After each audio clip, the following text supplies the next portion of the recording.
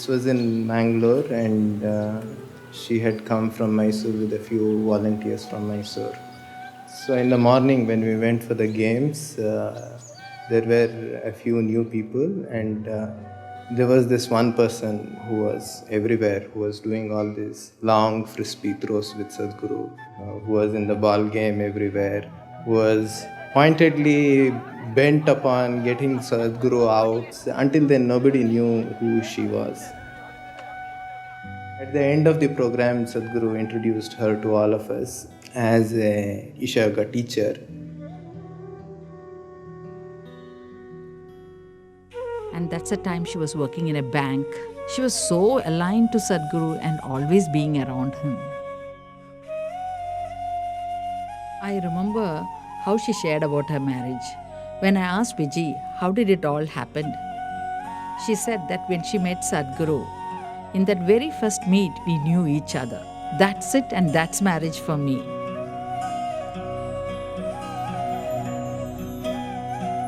It was a very simple wedding in a small Shiva temple in Irpur Falls.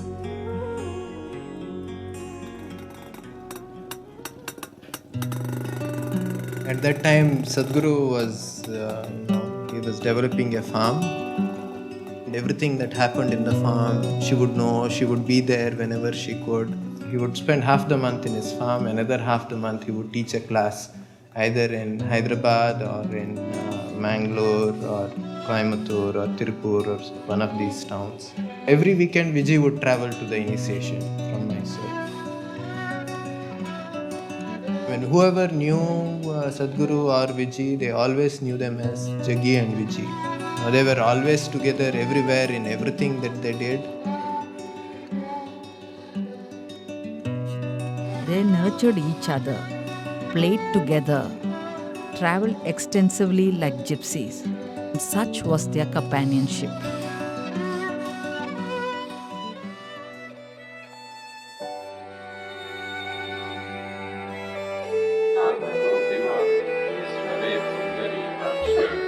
She did yoga only because it means something to me. She didn't do yoga for her health, she didn't do yoga for her well-being, she didn't care about her well-being. She did yoga only because it means something to me. I'm talking about it, so she was doing it. Any number of times she openly spoke about it to people. She wanted to do something that means something to me. For Vijji, who is my wife, but most of the time she more existed as my child than my wife because she was like that. But still we had a very engaging and engrossed kind of relationship all the time. She was like my shadow all the time, 12 years, she just was everywhere that I was. She organizes the yoga program, she goes around, works throughout the day, she does everything.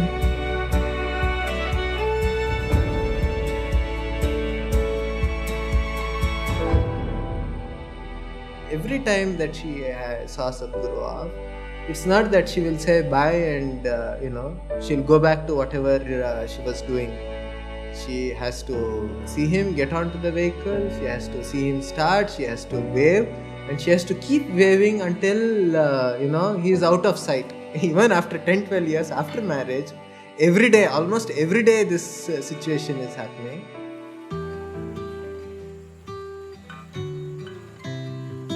She was very deeply devoted to Sadhguru as a person. She also constantly maintained an overt posture that she had nothing to do with spirituality. She was only interested in Sadhguru the person, who happened to be her husband, and that was her only interest.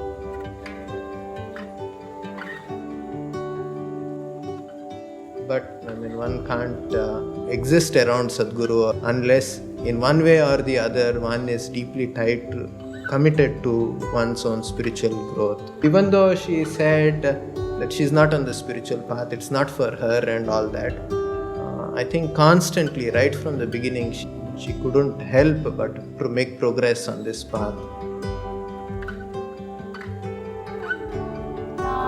Few moments and few incidents that I saw in Sadhguru. I mean, in my own life, these moments have had such deep impact.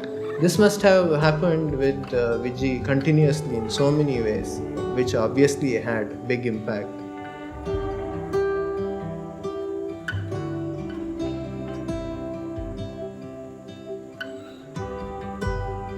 She would go to any extent to kind of stand up for something. Anything that was happening, she was there. Not because Sadhguru was there and she had to be there as a wife and things like that. No, she felt it because she was also equally wanting that good things happen with people and people benefit from Sadhguru and make use of it.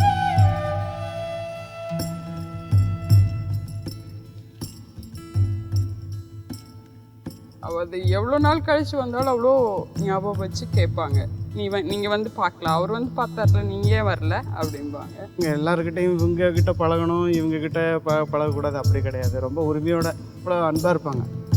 Like she is very soft in her heart. Like if somebody has to say something, she has no hesitation even to take a bangle and give it to them and to solve the problem. Very, very relatable and affectionate woman I have ever come across.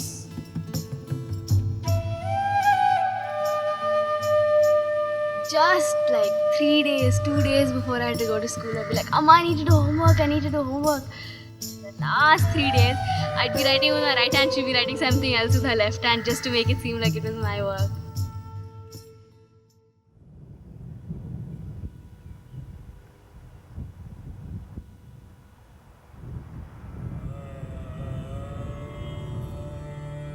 At times, Sadhguru has made this clear to Vijji in many ways that he never really, kind of uses this word or talks about it openly, but to her, he had communicated to her that his disciples, their well-being and what needs to happen to them, it was far more important than what his commitments were to her.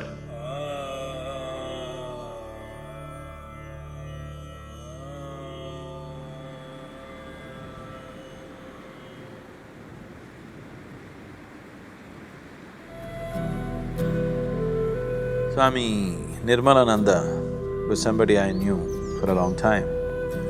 I have met him almost 20 years ago or more in a very strange kind of atmosphere, and ever since then, we've been little dallying with each other. 96 sometime early, we went to BR Hills, me and Vijji went there once.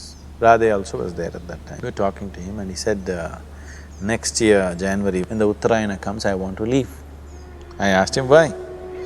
He said, I've lived as a yogi, but I don't want to live as a rogi. I want to die as a yogi. He was asking me, I really not clear about how to live. He had built a small samadhi for himself. Will it work? What will happen? This and that.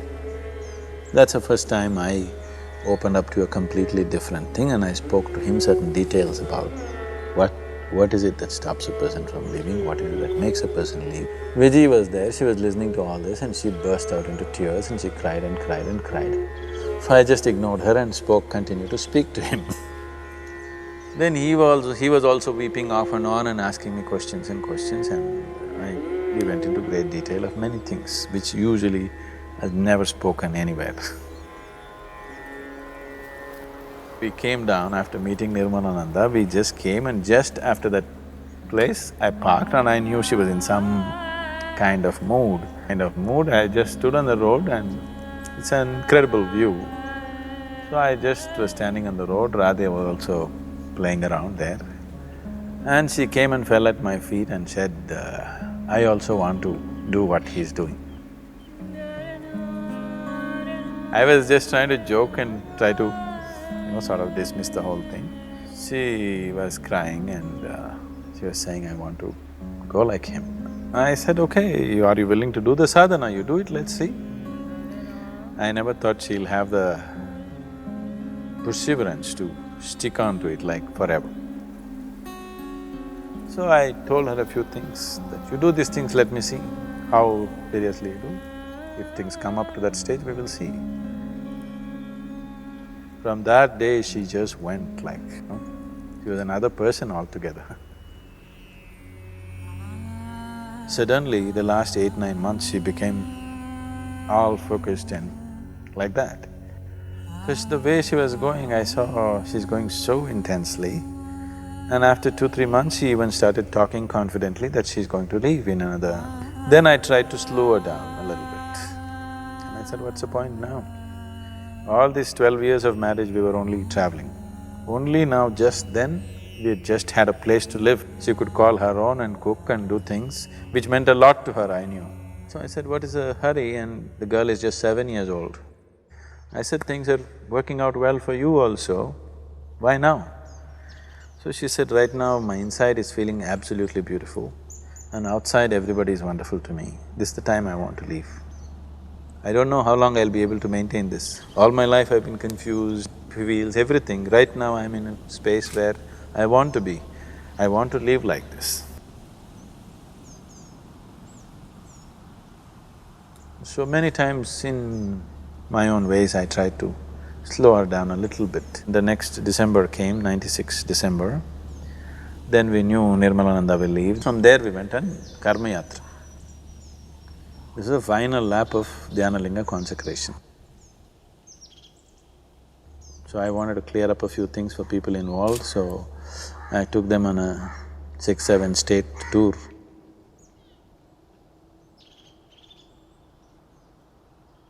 I have nothing much to say. This 12 days trip is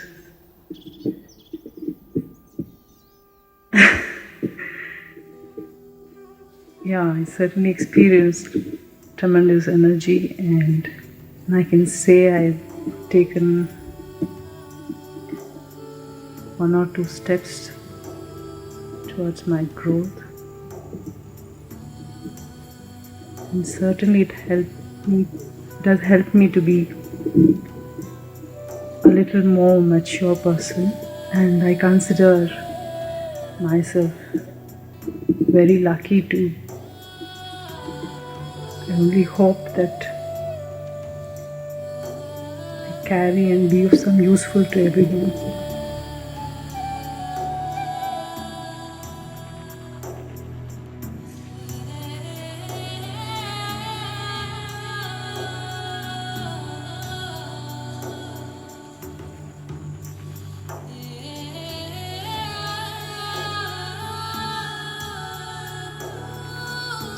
By now, after the Karma Yatra, she was all glowing like a full moon.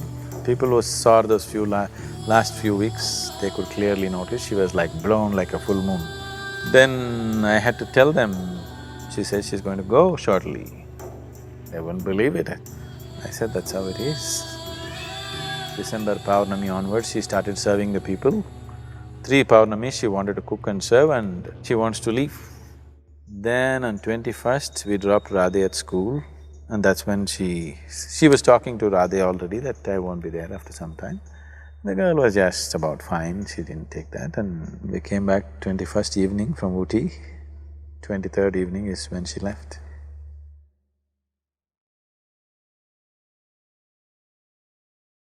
Around 8 in the morning, Sadhguru called me and asked me to be with Vijji because she was on a certain sadhana.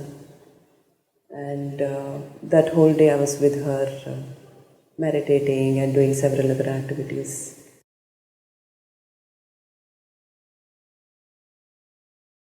Shambho, Shambho, Shambho, finished. It was… Just before that she went out, about 6:11, 6:12, that's the time. About 6 o'clock, she went out, she wanted a rose flower. So she asked one of the brahmacharis to get a rose flower. They ran to the Vanaprastha ashram, got the rose flower and came. She held the rose flower in her hand, Shambho, Shambho, Shambho. Just 7, 8 minutes, it was over.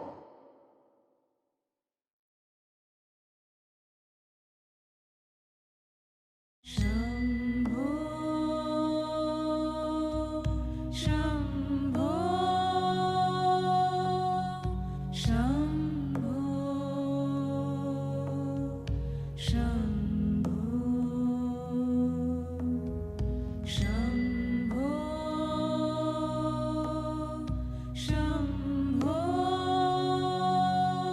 was only after 3 days while sitting for a meditation, it really struck me that she had known this coming. It's like her Mahasamadhi is just a promise to me.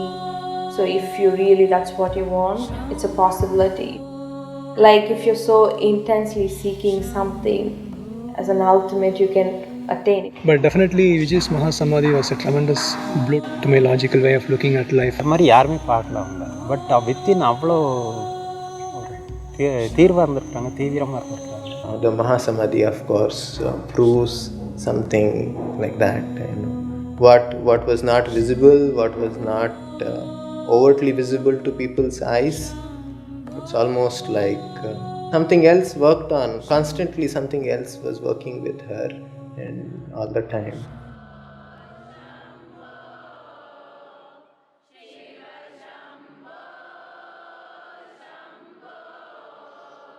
In the yogic traditions, held as a very sacred day,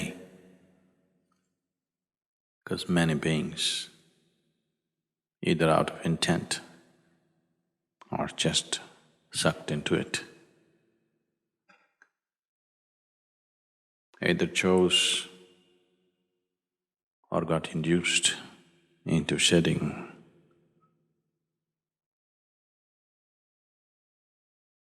their physical bodies on this day consciously.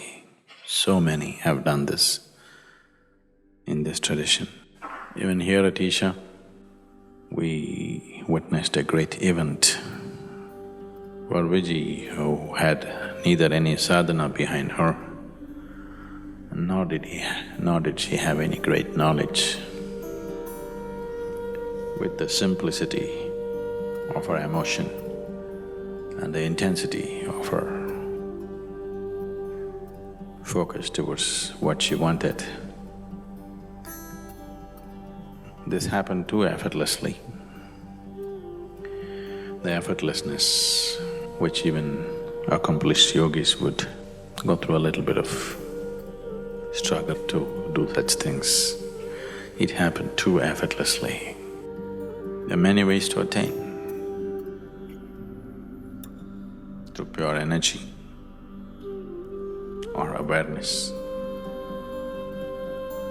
or absolute selflessness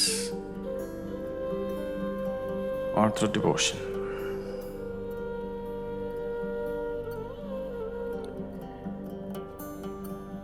Devotion I put last, but it's the quickest way.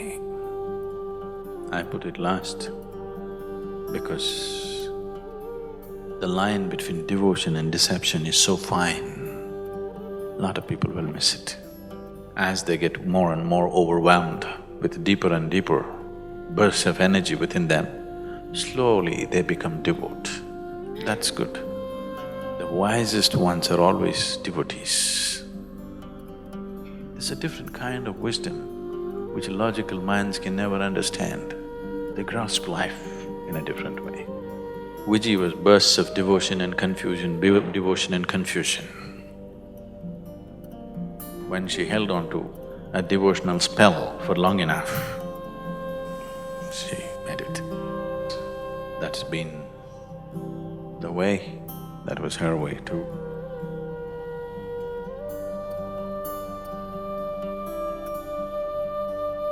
So three things that she would have been very happy and proud to see was the glorious way in which the Analinga consecration happened in spite of her absence at that time, and of course everything else that is happening with Isha. And the last, but for her it wouldn't have been the least, is that her daughter she's become a young woman.